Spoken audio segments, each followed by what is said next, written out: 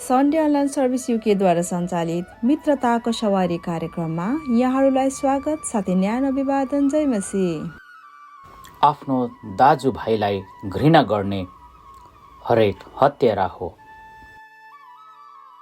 कयनले आफ्नो भाइ हाबिललाई किन मार्यो?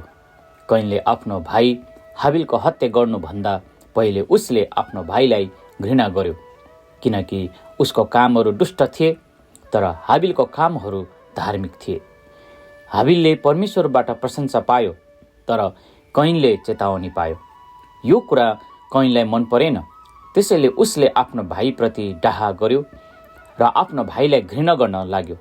आखिरमा उसले आफ्नो भाइको हत्या गरिदियो।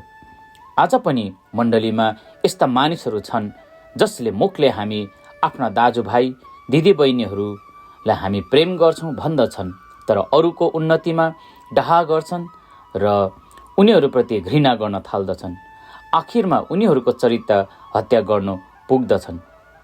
यूहन्ना भन्दछन्, आफ्नो दाजुभाइलाई घृणा गर्ने हरेक हत्यारा हो र कुनै हत्यारासँग अनन्त जीवन रहँदैन। त्यसकारण हामीले मण्डलीका अरू दाजुभाइहरूप्रति कस्तो व्यवहार गर्दछौँ यस विषयमा हामी होसियार रहनु पर्दछ।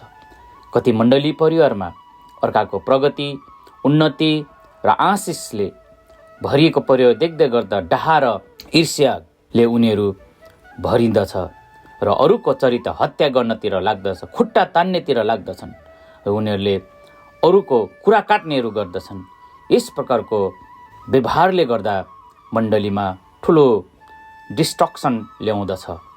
हामीले मुखले मात्र हाम्रो दाजुभाइलाई प्रेम गर्छौँ भने त्यसलाई प्रेम भनिँदैन।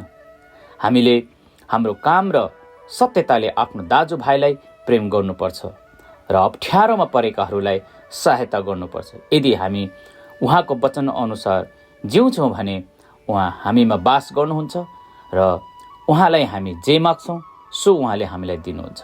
परमेश्वरले यहाँलाई प्रशस्त मात्रामा आशिष दिनुभएको होस्। जय मसीह।